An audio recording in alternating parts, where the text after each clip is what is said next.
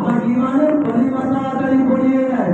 আল্লাহ নবীর সঙ্গে সঙ্গে ওই শিকারের হাতটাকে ধরে ইমানের কলিমা পড়া শুরু করেছেন। লা ইলাহা ইল্লাল্লাহ, লা ইলাহা ইল্লাল্লাহ, লা ইলাহা ইল্লাল্লাহ, মুহাম্মাদুর রাসূলুল্লাহ।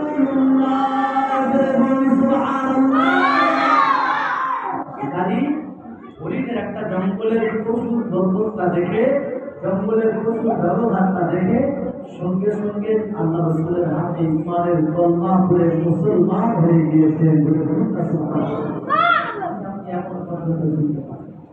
হরিণ না, আমি দেখেন আল্লাহ রাসূলের সামনে এসেছে, রাসূলের সামনে হাতে কতগুলো কাপড় নিয়ে এসেছে। এই মুহাম্মদ, আমার হাতের ভিতরে কি আছে বলতে পারলে বাবা বল। মুহাম্মদ, আমার হাতের ভিতরে কি আছে বলতে পারলে আজকে তো হাত আমি ইমানের কলমা পড়ে মুসলমান হব। আল্লাহ রাসূল সাল্লাল্লাহু আলাইহি ওয়াসাল্লাম বলছেন, চাচা তোমার হাতে যা আছে আমার পড়ার প্রয়োজন নাই। তোমার হাতে যে জিনিস আছে আমার পড়ার প্রয়োজন হবে না। তোমার হাতে যেটা রয়েছে সেই সাক্ষী দেবে। কিতাব আল্লাহ খুললে দেখা হয়, হাদিস খুললে দেখতে পাওয়া যায়। আবু জেহেলের হাতে যে পাথরগুলো ছিল, ওই পাথরগুলি সশব্দে আবু জেহেলের হাতে নবীর সাক্ষী দিয়ে কলেমা পড়েছিলেন। সুবহানাল্লাহ। পাথরটাও রাসূলকে চিনেছেন, তা আমি চিনতে পারি না। আমি চিনতে পারি না। সেই নবীকে অনেকে আওয়াজ বলে মুসলমান মাটির মানুষ। আমার রাসূলকে হুদান লিন-নাস, হুদান রাসূলকে আল্লাহ রাব্বুল আলামিন হুদান লিন-নাস বলে আখ্যায়িত করেছেন, রাহমাতাল লিল আলামিন হিসেবে আখ্যায়িত করেছেন। আমি আপনাকে বললাম যে চিনতে পারি না, কিন্তু তাকে চিনেছে জড় বস্তুরাই চিনেছে। মদিনার মসজিদে নববী শরীফে এখন যে নাম মেম্বার, এটাকে আল্লাহ রাসূল বলেছেন মা বাইনা মিম্বারি ও রওজাতি রওজাতুম মিন রিয়াদুল জান্নাহ। মসজিদে নববীতে আমার নবী যেখানে নামাজ পড়াতেন, ওই মসজিদে নবীর রাসূলের মেম্বার নামাজের জায়গা থেকে নিয়ে রাসূলের রওজা শরীফটা পর্যন্ত হলো একটা জান্নাতের টুকরা। বলে বলুন না সুবহানাল্লাহ। বলছেন সাহাবারা বেশি 30 জন সাহাবী, কম বেশি 30 জন সাহাবা এই হেকায়াত, এই ঘটনাটাকে তাদের মধ্যে বর্ণনা করেছে। ওই মসজিদে নববী যখন খাজুরের পাতা ছিল, কিসের ছিল? খাজুর পাতা ছিল। আমার নবী, আপনার নবী, দয়াল নবী, মূল নবী যখন খোতবা দিতেন, দাঁড়িয়ে দাঁড়িয়ে বক্তৃতা করতেন, বয়ান করতেন, ওই খাজুরের পাতার একটা খাজুরের গাছ ছিল। ওই খাজুর গাছের বাড়িতে হাত দিয়ে আমার নবী খোতবা দিতেন। ওই খাজুরটার নাম ছিল, গাছটার নাম ছিল উস্তুনে হান্নান। নাম হলো উস্তুনে হান্নান। অনেকে মুহাল্লা জানেন, ওর আসল নাম হচ্ছে উস্তুনে হান্নান।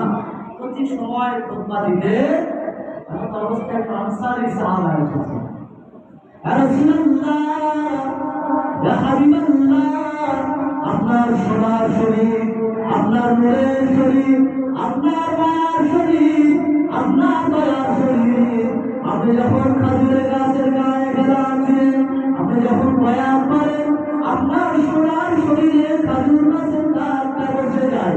ইয়া রাসূলুল্লাহ, ইয়া হাবিবাল্লাহ, আপনি যদি অনুমতি দেন আমি একজন আনসারী সাহাবা আপনার জন্য একটা ঝাউকাটের মেম্বার বানিয়ে দেব।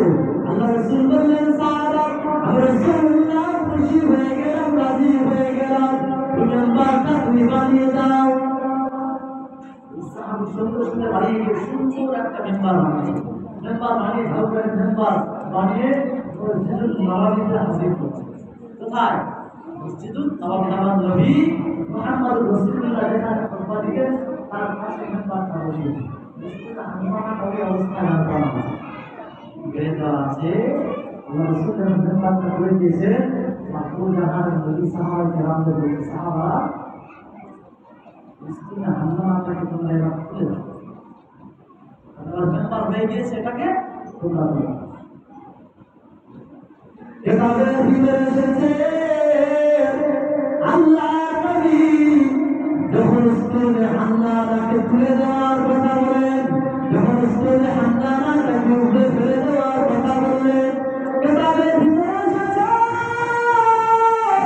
আমার নবী আপনার নবী যখন বলে দিয়েছে কম বেশি 30 জন সাহাবা ওই সময় মসজিদুন নববীতে ছিলেন, এই হান্নানাকে তুলে দেওয়ার কথা শোনা মাত্র একটা বাচ্চা ছেলে তার মায়ের দুধ না পাওয়ার কারণে যেমন কাঁদে, একটা বাচ্চা ছেলে বাপের কোলে ওঠার জন্য যেমন টুকরে টুকরে কাঁদে, একটা উটের বাচ্চা মায়ের দুধ পান করার জন্য যেমন কাঁদে, রসুল আল্লাহর ভিতর থেকে বাচ্চা ছেলের মতো কান্নার আওয়াজ পাওয়া যায়। বলে বলুন সুবহানাল্লাহ।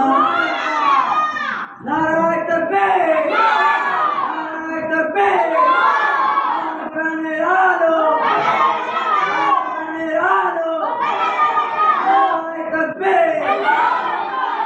আল্লাহ নবী সময় বলেছেন রসুল হান্নানা আর কাঁদিস না, আর কাঁদিস না, আর কাঁদিস না, তোর কান্না মসজিদুন নববীতে সবাই শুনতে পায়। আল্লাহ রসুল হঠাৎ করে নামাজ থেকে নেমে গেল, রসুল হান্নানাকে এইভাবে বলিয়ে দিলেন, বারবার চুমা খায়, কাঁদিস না, কাঁদিস না, আমি রাসূলুল্লাহ তোর জন্য দোয়া করলাম, আল্লাহ পাক তোকে কিয়ামত পর্যন্ত হায়াত দিয়ে দেবে। রসুল হান্নানা আর কাঁদিস না, আমি রাসূলুল্লাহ জানিয়ে দিলাম তোর মাথায় কোনো জ্বর নাই, তোর মাথায় কোনো ভয় নাই, রাসূলুল্লাহ দোয়া করবেন তোর মাথায় খেজুর ধরবে, ওই খেজুরটা কিয়ামত পর্যন্ত হায়াত হবে, ওই খেজুরটা মদিনার মসজিদে যখন আসবে কিয়ামত পর্যন্ত সকলে এই খেজুরটা খেয়ে যাবে। এবারে ভিতরে বর্ণনা এসেছে রসুল হান্নানা আল্লাহ রাসূলের কথা শুনে আরো জোরে জোরে কান্না শুরু করে দিয়েছে। আমার আল্লাহ রাসূল ভালো করে রসুল হান্নানাকে জড়িয়ে ধরে বুকে চাপ দিয়ে বলেছে, কাঁদিস না, আর কাঁদিস না, রসুল হান্নানা আর কাঁদিস না, আমি রাসূলুল্লাহ জানিয়ে দিলাম তোমরা আমার এখানে দুনিয়া দুনিয়া রাখবো না, আমি রাসূলুল্লাহ কিয়ামতের ময়দানে রাখবো না। রসুল হান্নানা তোকে আমি রাসূলুল্লাহ জান্নাতে আমার বাসিন্দা করে দেব। জোরে বলুন সুবহানাল্লাহ। আল্লাহ নবী যখন বলেছেন রসুল হান্নানা তোকে আমি আমার জান্নাতের ভিতরে আমার পাশে তোকে রেখে দেব, এই কথাটা শোনার সঙ্গে সঙ্গে রসুল হান্নানার কান্নাটা দপ্তরের সঙ্গে সঙ্গে বন্ধ হয়ে গেল।